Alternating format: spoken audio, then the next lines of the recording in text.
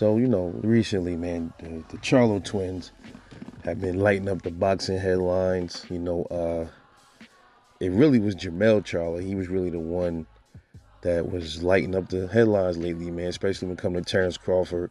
He's been very vocal and dismissive of Terrence Crawford, always putting him off when everybody's telling him about, Crawford's coming up to see you, and he tries to, quickly dismiss it.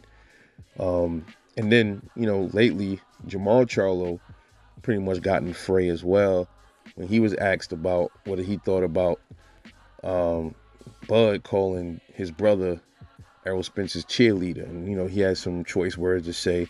He stuck up for his brother, saying, pretty much, Bud is an okay, good fighter, but we from Texas and we do this, man, get his ass whooped.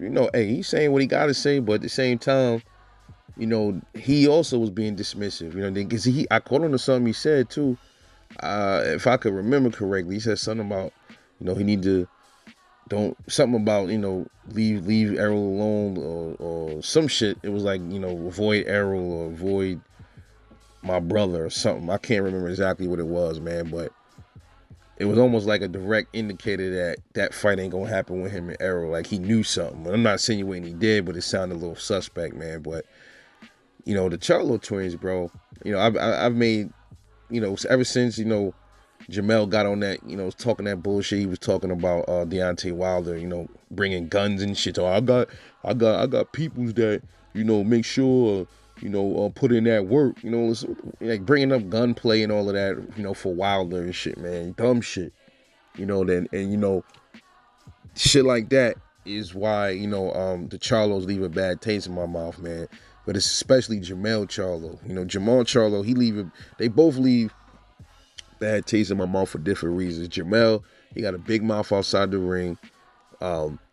He start shit. He run his mouth too much, man. He disrespects people. He told Jerry Heard's wife he was gonna kill her or some shit like that. And them, he lucky. All he got was a slap for that, man. You can't be doing that shit, man. Because if Heard was on some other shit, then what? You know what I mean? You can't threaten nobody's wife, fam. You can't do that. And he run around here like he tough, talking about, street shit. And he don't even give me them street vibes, man. He don't even give me them vibes like he was really out there, like he really liked that. He don't give me them kind of vibes, man. And Jamal Charlo, outside the ring, him too, but not as worse as Jamel. But in the ring, he's pissing me off because he said something about Bud, saying he ain't popping like that. I'm like, bro, who are you? You ain't popping. You ain't fought. He fought. He ain't even really. All right, the WBC strap. How did he get that again? Let me check that out. Let me see where he got his WBC belt from. Nah, now that I can remember, I'm trying to. Oh, matter of fact, yeah, I don't even have to. Yeah, he got that belt when he got elevated to WBC champ, because I believe he knocked out, I think, was it Hugo Centeno for the interim.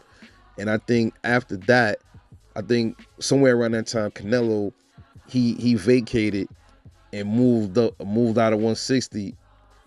And then he got elevated to WBC champ. So he really ain't fight for his strap. Terrence Crawford fought for his WBO. Whether you like Jeff Horn or not, he fought for his strap, bro. So every time you ask these dudes about Crawford, you look at how annoyed they get, bro. It's something like the word Crawford just gets under their skin, man.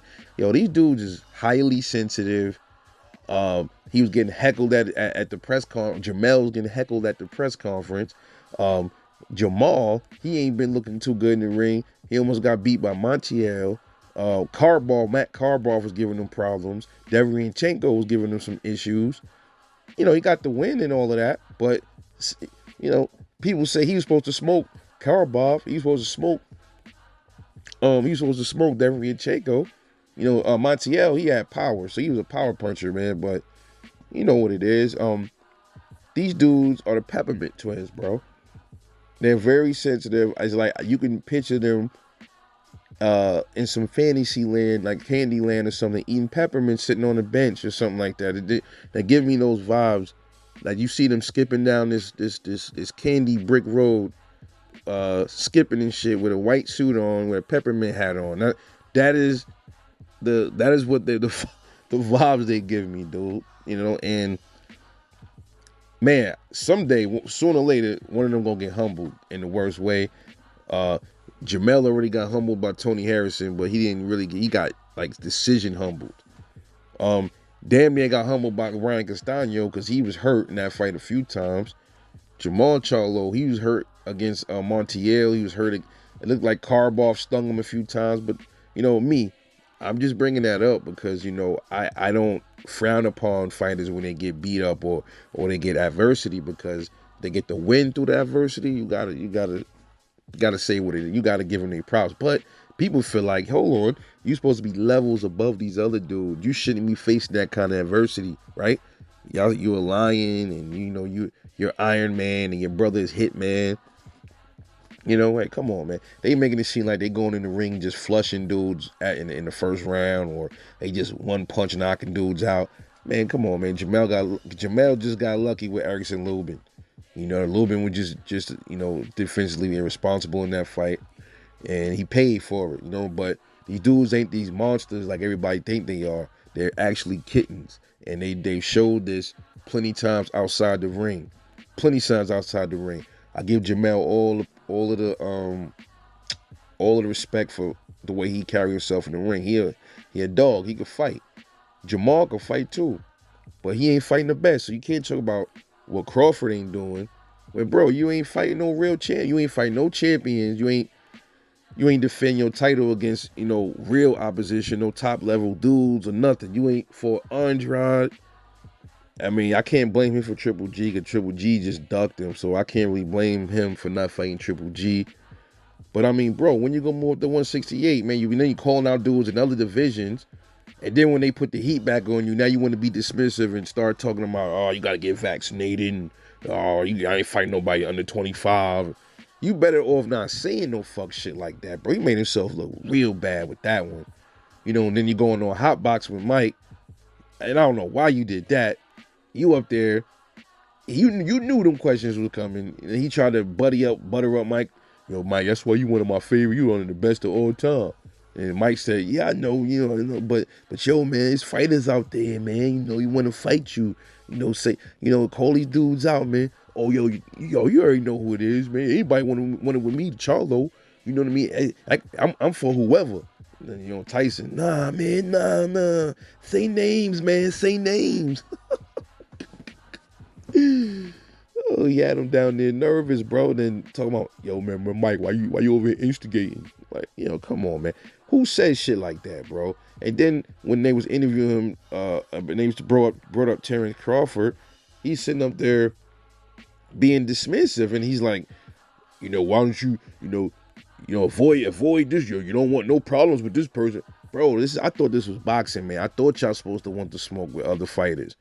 So when Terrence Crawford is calling out Jamel Charlo, saying he gonna fuck him up, gonna wash him, that's what we supposed to do. This is a gladiator sport. I don't want to hear all of this soft shit talking about, oh man, you better not mess with that boy over there. Dude, this is boxing. The best is supposed to call out the best. They're testing themselves. Rather Bud lose to Charlo or not, which I don't think he will. But if he did, it don't matter because he tested himself. If Errol loses to Canelo, which I think he will, if they ever fought, it don't matter, right? Errol tested himself. It's the same thing, man. But these Peppermint Twins, bro, one of these days, they're going to get humbled. They are some real characters, dude. They really are. And, I wouldn't say that they're bad for boxing. I would have to say, like, outside of the sport, they make, they're not representative of what boxing is supposed to be. So, yeah, you kind of say these dudes are kind of bad for boxing because, the shit they be saying, man, trying to put other fighters off on other fighters and telling other fighters they don't need to fight them. And just like with Jamel Charlo, okay, you come up here to 154, you're going to get knocked the fuck out. So, what does that mean? You think Bud don't realize he can get knocked out? He still don't give a fuck. He's still calling you out. So that's why when a lot of these other channels, when they be like, yo, man, Bud need to chill out, bro. He don't know he barking up the wrong tree. Bro, I thought this was fucking boxing, my nigga. I thought this was boxing. I thought you were supposed to push yourself to the limit. That's what I thought. So where all this talk coming about, yo, man, he don't need to fight. He too small. And I don't want to hear all that too small shit. He too big. Yo, Canelo just went up to 175 again. He fought Beevil. He was too small, right? I mean, yeah, factual. He might have been too small for the division, but he didn't give a shit. He still tested his abilities. He came up short, but he still went up there. All right, so, I got to give him some kind of respect for that, even though I wanted him to defend at 168, worry about the smoke he had instead of all this dipping and dodging shit, moving up divisions prematurely before you got to handle your business first. So that's where I'm at with that. I just want Jamal Charlo to shut up and move up and stop holding up 160 and stop being afraid to go to 168, hiding away from David Benavidez and the smoke up there. Morrell and all of them waiting for him. He don't want to go up. Jamel, he might become undisputed tonight if his ass removed the emotions out of the fucking fight. He have a strong chance of knocking out Brian Castano. If not, Castano beats him on the cards. Or possibly you might see Jamel get stopped tonight. It's possible. It's very possible. But if he ends up winning, what are he gonna do? He gonna run and skate and run and drop the belts, move to 160. Is that what the plan is? I don't know. We'll see. But anyway, let me know what you think about the Peppermint Twins, Jamel and Jamal Charlo. Yo, this is Rebel Life Boxing. Yo, I'm here. Y'all holla at me. You know where to find me at. Thanks for watching. Catch y'all later.